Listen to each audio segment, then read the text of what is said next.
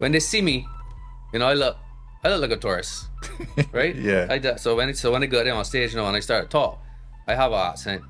I'm not gonna hide the accent and talk to you like I'm a taxi driver, like that fake thing. I've been a feature chef for Food and Rum now since 2017. I went St. Michael's, but I gave enough trouble. Enough trouble. But I love nuggets. That's the truth. Everybody knows this. Like, they can't believe it that I be in a restaurant cooking all these things, and when I get home, guess what I got? I got case of nuggets in there. Can you imagine what you'd be doing if you didn't have that opportunity? No, I'm not. That's the truth. I'm not good at much else, right? So I learned all these things, and then coming back home, and I was just grilling vegetables.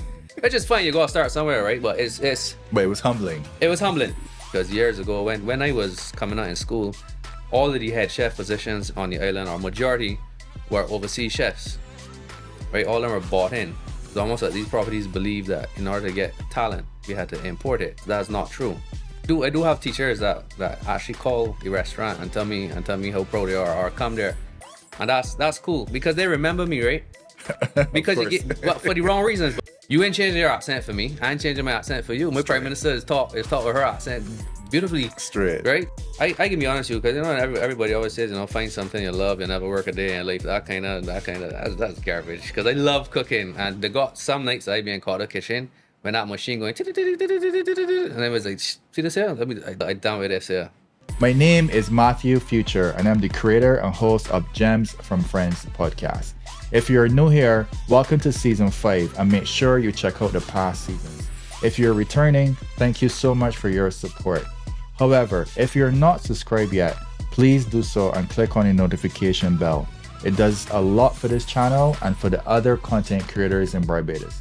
Thank you, and I hope that you enjoy this episode. Alright, so today the person in front of me has earned an impressive list of accolades, including Caribbean Chef of the Year 2016, Barbados Chef of the Year 2016 and 2018, and Seafood Chef of the Year 2017. He has also been recognized as a BHTA Pastry Chef 2019 and NIFA Chef of the Year 2016. Whether it's seafood, pastries, or reinventing local dishes, this person continues to raise the bar for Caribbean cuisine. Today, we are going to explore his journey, the passion behind the plates, and what's next on the horizon. Welcome, Damian Leach. We going on? I get it all right? Yeah. That's a lot. You read my whole bio. Yeah. I had to create it this morning. Yeah, man. So when I hear stuff like this, I'm curious to hear how it all started. When you realized that you had this talent. This is a story that I told so many times before over the years. Mm-hmm. So I went to St. Michael's. Right. Big at St. Michael's. My daughter's at St. Michael's as well. But I gave enough trouble. Enough trouble. I stopped down twice in St. Michael's. I get kicked out. What farm you start down at? I stopped down in 3rd. I stopped down in 4th again. And I was asked to not come back after 4th farm. So you was in short pants longer than you're supposed to be. But nah. Because when long pants is 3rd. Long pants is 3rd? Okay. Third farm. Correct. So after that, they tell me, well, don't come back. But come back a little bit here now. So anyhow, I get trouble. Get real trouble. But in 2nd farm, I think it was, me and a partner named Barry, we was doing art, and we was giving trouble as usual. And the teachers said, two, one of just left. So I said, all right, no problem. So I was just out there, just layman. Mr. Giddens come up to me. That was a year ahead. Mr. Giddens, tall, strong fella, used to play cricket. And I remember he could play cricket because he flogged me a few times, right? And that man hit my bottom for 6, right? that man could hit you hard. But he said, listen, you can't be out here, layman. You got to do something. So he put me in food and nutrition. And that week, I was like, this is cool. Like, this is what I want to be. So I went home and told my mom, this is what I want to be, a chef. And everything else from there. Really? Yeah, but I don't want to make it seem like, everything was, I was on a good path after that. Like, I started to not get trouble. I was still getting trouble. But no, I had something that I had a direction. Yeah, correct. At least. Correct. So before he gave you that opportunity, you never had anything like that in your mind? Nah. Nothing. I didn't know what I wanted to be. I wasn't that interested in what I needed to be honest. Right. But what do you think captivated you? About Like when you first got the opportunity, you went into it. What was the about food, you that gripped you? any Yeah. food and nutrition. Any food, I can't even say what it was. It was just something about that week. I don't even think we were cooking. Maybe the teacher was talking about the careers you could have as a chef. And I remember she made it seem that you could make a lot of money doing it. That's not necessarily true, right? In the hospitality industry, but you could. But and that is what really sparked it. And then she started to cook. It was like a coconut cream pie. As boring as that was, I cooked so much coconut cream pies. I go home and cook it. When you first thing you're able to cook, is you feel real cool about it, right? Right. Except for nuggets. That's nuggets mine. So Was there anyone else that was a role model for you in the industry? in the industry coming up, Yeah, coming out. Yeah. yeah. I mean, after I would have gone through St. Michael's, there are a lot of chefs that I looked up to. That I used to see on PDD. Used to have this show, Julian Chefs. No, it's Junior Julian Chefs, but it used to be the Julian Chefs. And the big ones was John Hazard, Henderson Butcher, and Michael Harrison. And I used to watch them, and I was like, this.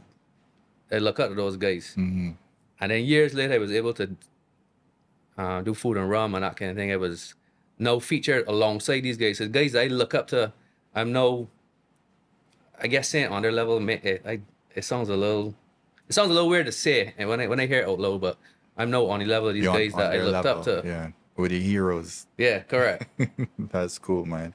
So is there like a special dish that you would say that put you on? Like, wait, what is that? to Show that talent to show it. Nah, I can't say it was any one dish. in one thing. Yeah, because even early in my career, everybody always asks, what do you specialize in? What's your signature dish? Right. I don't think a chef really should have a signature dish, What is that?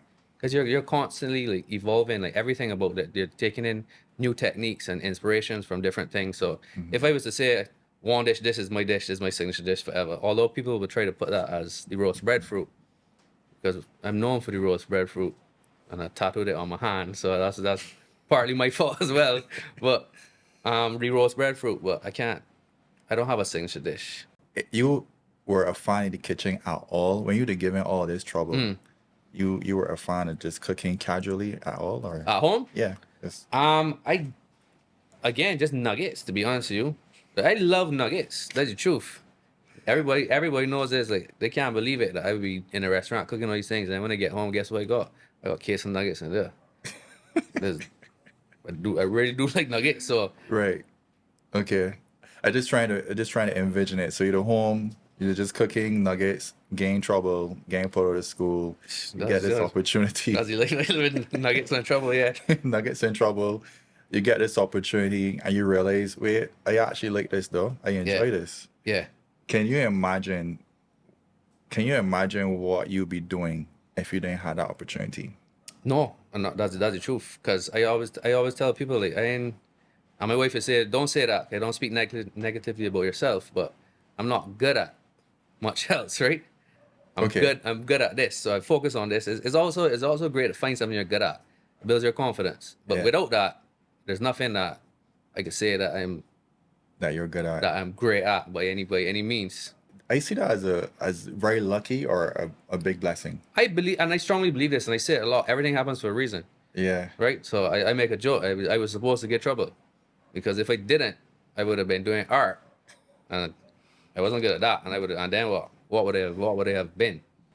That there's some people who are in the 30s or in the 40s and still haven't found their thing yet. Yeah, it's true. It's very true. For you to come straight out of school and get put into a position where and then you find that thing and you make it your own and you're good at it. Yeah. You got all these accolades, you got these awards. Yeah.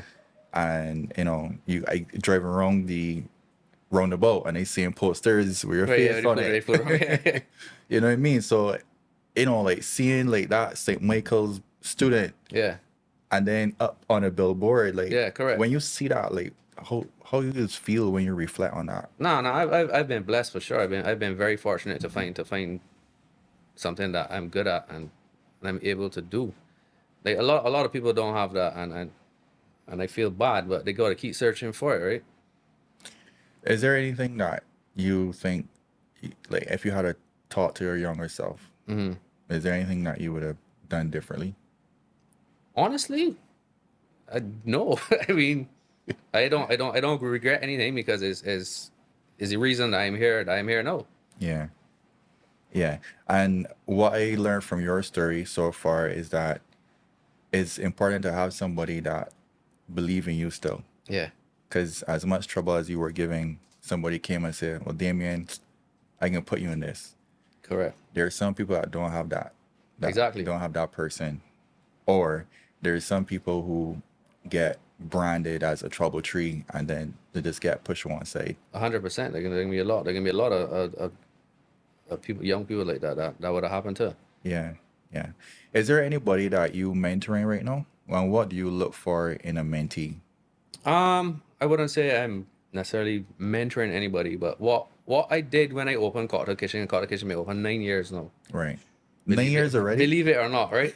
So some of them things call out in the beginning, about 2016 Caribbean Chef of the Year.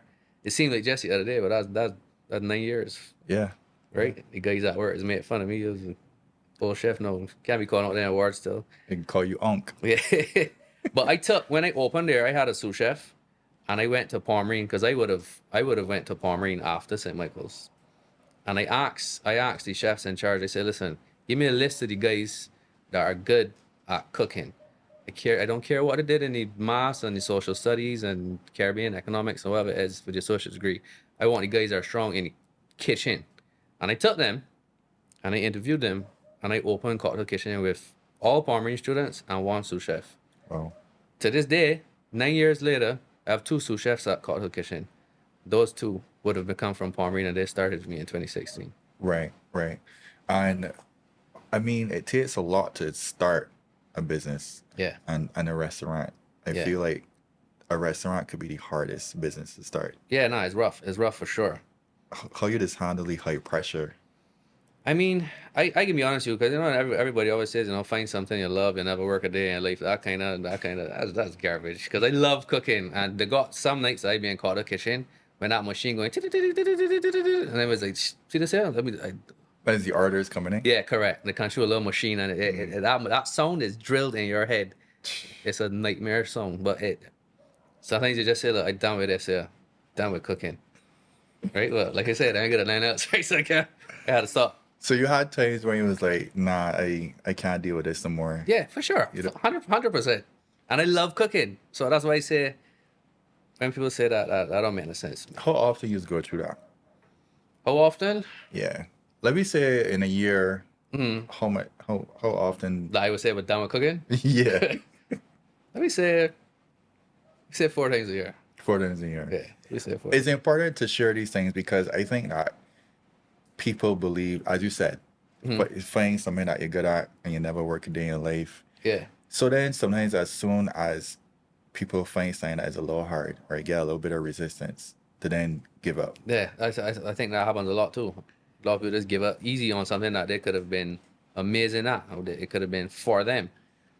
And the other thing that is a gift and a curse at the same time is people who are good at many things.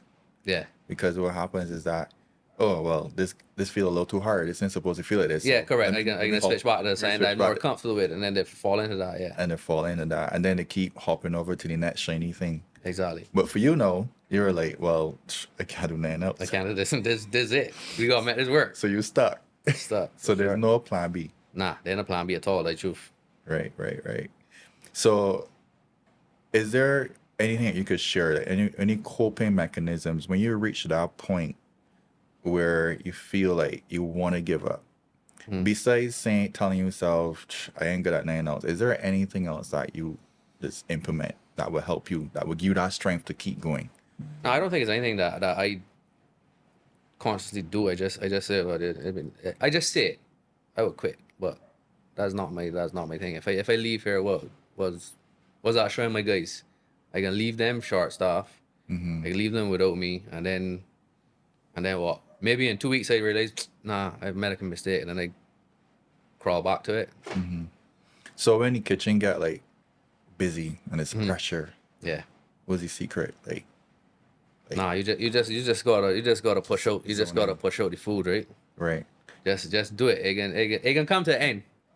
At some point, it will come to an end.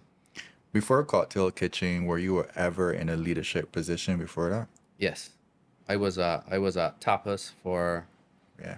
6 years, Mm-hmm.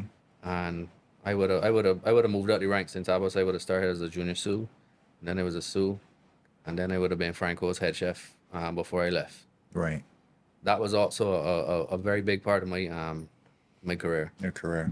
and I would never have anything negative to say about Tapas, Franco, or Alfredo, You're right. because Right. I think they were important in my career.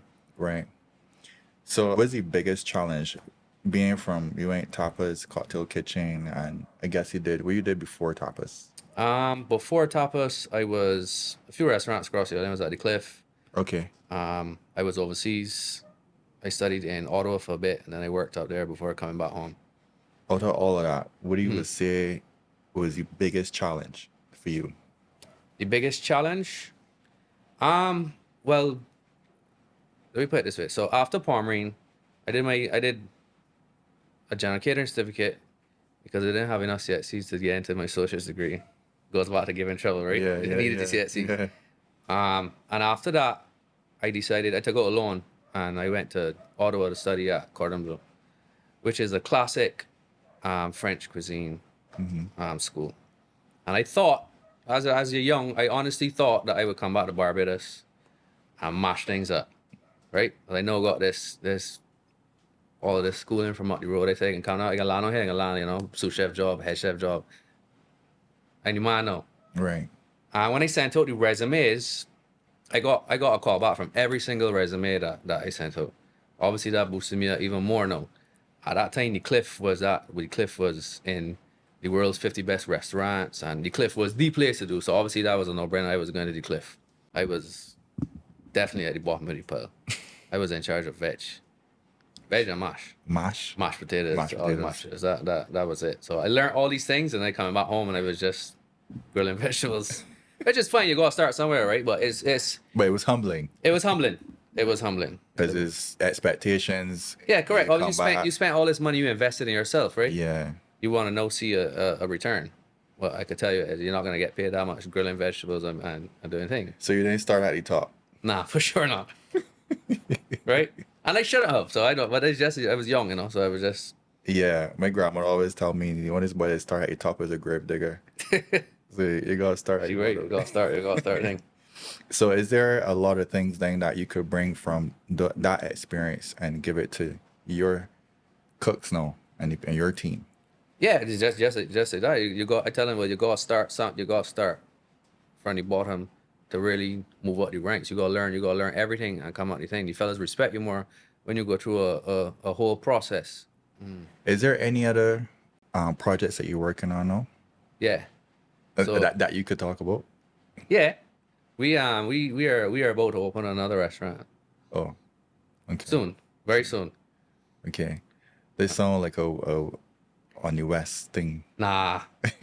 In my early career, I said the restaurant gotta be on West. It gotta be West. Everybody's like West. But I appreciate the South. The South is a vibe. I did South Coast man too. Right? yeah. So I like South. But there's another spot. So this one is actually gonna be this restaurant. The menu was a completely different process for me. Mm-hmm. Because my whole career, well, majority of my career has always been Caribbean cuisine. Like that was always been my thing. Only roast breadfruits, barbecue potatoes. It was always that. This restaurant is going a different direction. Okay. It's more Mediterranean, Caribbean fusion kind of thing. So to get my mind when I started to write the menu out of what I've been doing for the whole of my career, breadfruit and pigtails and saltfish and all kind of things. It was a task. To be honest with you, I didn't realize who I had become in a box. Like it was difficult. Right. So you got this brand put on you. It wasn't intentional. Yeah. And people box you into this thing. I don't want to say, but I don't want to make it seem negative because that Not negative, yeah, yeah. it's not. But I didn't. I am passionate about Caribbean food. Like that's. Mm-hmm. I'm a Bajan, right? So That's my passion. I supporting local and that kind of thing. So we will be using local ingredients as well, but it's not as hardcore Right. local. It's not going to be as restricted. So it's exciting to do something different. Different. As a collective, as chefs in Barbados, is there anything that you would like to see evolve? As a chef, well, to be honest, with you, I'm quite happy with how it is right now Right. from where it was, because years ago when I was coming out in school, all of the head chef positions on the island, or majority, were overseas chefs. Right, all of them are bought in. It's almost like these properties believe that in order to get talent, we had to import it, and that's not true. It definitely ain't true, no. And people Yeah. have seen it. So you have all these BHTA head chefs now and these things. So that's why you're starting to see more local stuff. That's why sometimes they can't get breadfruit, because all these chefs buying breadfruit now, and it's a good thing, Yeah. right? So I actually like it, because now we're realizing that we have amazing talents, homegrown talent, and we don't need to fly anybody and pay them 3 times as much.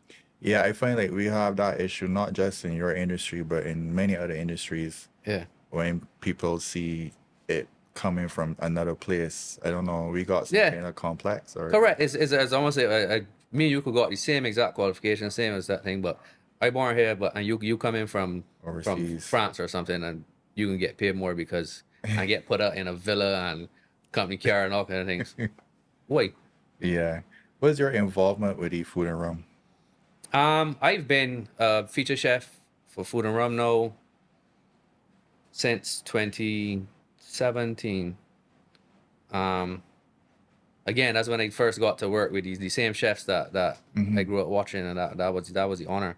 But BTMI in general, I do a lot of work with them overseas, promoting Barbados, and I'm very fortunate in with that, to have that relationship as well. I really enjoy that. Right. That's the truth. Tell me a little bit more about that. Like what are some of the places that you visited? We've done Dubai, Milan, Barcelona, Madrid, Canada, obviously New York, and Right. and everywhere, London. I have on the 17th we go in Montreal. We're doing an event in Montreal. Nice. Yeah, Nice. it's sweet. People always think that it's some kind of free trip, right? That you're just going out there, but there's a lot of work, because when I do an event down here, I got my team. I got all of my guys that we can all work together. When I go out there, there's no team. Most of the time, it's just you. It's just you. Yeah. It's you. So Yeah. you're putting on this thing. So it's a lot of work. Right. In a free trip, you just see it on IG. And, oh, cool! Look, Damian or Chef Craig there in London and Dubai, and Right. And then you ever like see when you went to these places, it ever occurred to you like this is the man that went through St. Michael, get in Right. trouble, and look at where you are now is almost like surreal, right? correct. It's crazy. And I do have teachers that actually call the restaurant and tell me how proud they are, or come there, and that's cool, because they remember me, right?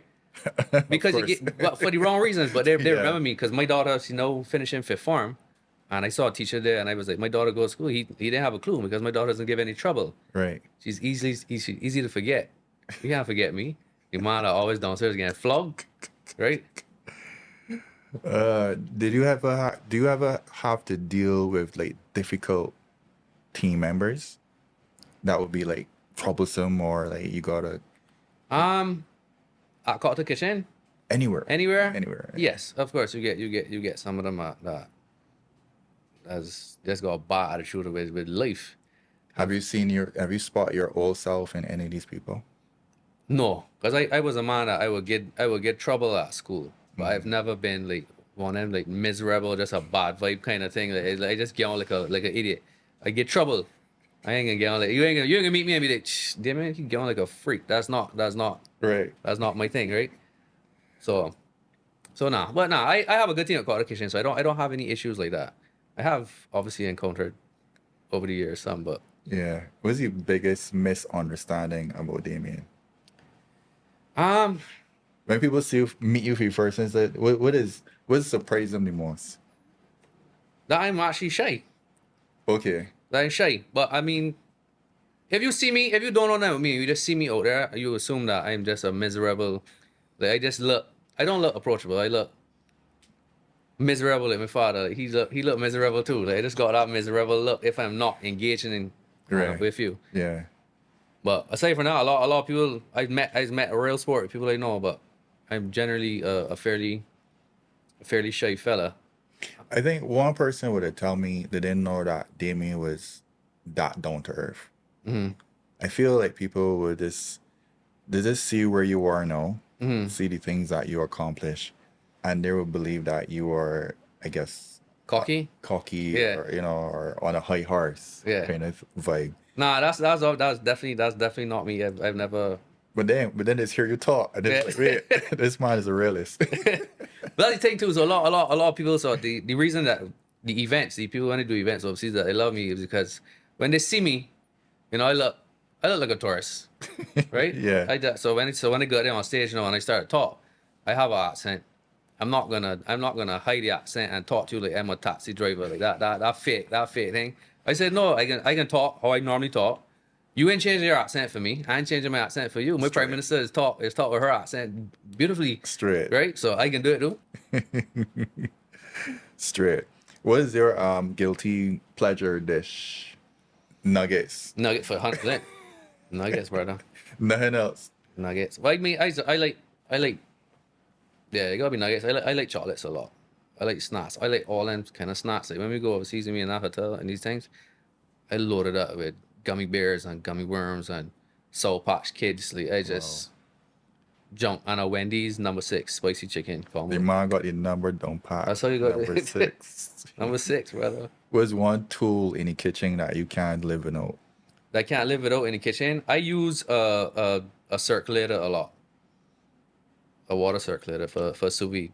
A what? A sous vide. So it cooks. It's gonna go in a water bath and it's gonna heat the temperature of the water to a very, very precise temperature. Okay. Right? So for instance, if you had a steak, you vacuum seal your steak and you throw that in the water bath at 134 degrees, it's gonna be between medium and medium rare. Okay. Guaranteed. So if you can't cook steaks, that's what you want. But I use it when we doing catering and that kind of thing. Mm-hmm. So rather than got food in a hot box for all these hours, they go down there cold in vat bags and then they get heated in the water to exact temperature.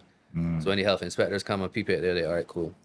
Right. You're good to go. Right. Are you impressed by any other chefs that on the island? Chefs? Yeah. I'm not one of them man to be like, nah, I the hardest chef and all the other ones cook garbage. I work with some amazing ones when we do events with BTMI as well. Javon Cummins, amazing. Craig, everybody know that I talk my foolishness about Craig. Craig is a great guy as well. Same Michael Harrison, who's not in Barbados anymore.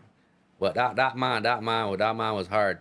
I think he was the original breadfruit man. He's the first man that I saw do breadfruit at a restaurant level. Right. So I think he is the original breadfruit boss. Okay. Is there any advice that you would anybody that looking to get into this industry now? What advice you would give them? I mean, don't come into it thinking that you can just make enough money. It takes a long time, and even time is not going to guarantee you're going to make a lot of money in this profession. The hospitality industry is not the most glamorous, but you can. But you need to have that passion. If you don't have that passion and you just say, I can go cook because, you know, seems like I could get a job at Carter Kitchen, you're wasting your time. Right. What are some of these sacrifices you gotta look forward to? Obviously, the bank holiday don't mean nothing. Saturdays, Sundays don't mean nothing, right? You work in nighttime. So everybody else celebration is your work. Is your time to work. Yeah, correct. Christmas and exactly. All that. Oyers night, everybody going out partying. I could never buy a ticket to go Oyers night. Even if I leave work, I can spend all that money for Oyers night ticket and miss the midnight part and get there at 1 o'clock. To do what? So I just go home after work. So you never did since you started working in this industry, have you ever did a New Year's Eve event party for yourself? Like Nah. Never. Every year I tell the guys in the kitchen, look, I take an Oyers night off. I deserve it, right? But then I can't do it. I think the head chef should be there for Oyers night. Yeah. I mean, that's a big sacrifice. I was even when I look at the musicians and I look at artists and entertainers in Yeah. general, and then people in hospitality, it's the Yeah. same thing where everybody's holiday is their time to work. Yeah, correct. Yeah, so it's not like always like all glamorous. Nah, it's you're gonna lose a lot of them, and obviously things in the season. Like, I would love to carry my children so they can see snow, but I can't really get vacation in winter. But that's our busy time. You don't get vacation then. Right.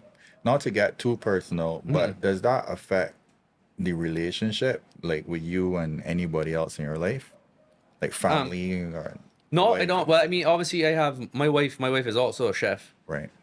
So she understands. So it was never a issue. You gotta make it work, right? Yeah. Right. And we do make it work. We make those off days count, and is this mistake that some people do is when they get that off day after they work so hard that they decide that the off day is just theirs. You know what? I can sleep the whole day, forgetting I have a wife and children who haven't seen me either. Right? So Right. it's important to put the same amount of energy with them that you did the rest of the week. Yeah, that's important. Yeah. But you're right. I mean, like when you get that day off, you just want to lock yourself Yeah, in. correct. You can say, you know what, I can sleep in and doing nothing. But you got 3 other people that want to do something with you. Yeah. And then the next day, work resume again. Yeah, then- correct. yeah, that's true. I got a bag here. I got this thing where people put gems, write gems and send it to us and whatever, and then to give it to the guests. So I got them in a bag, and I can shake this up, and I want you to pull it, and this will be for you. All right, let's pull anything there. I just read it out loud. That's You one. ain't St. Michael, so I know you could read. Yeah, I went there long way. Yeah, you go. Don't do your work for others. Focus on yourself first, and the audience will get it or not. Honestly, it really is about you.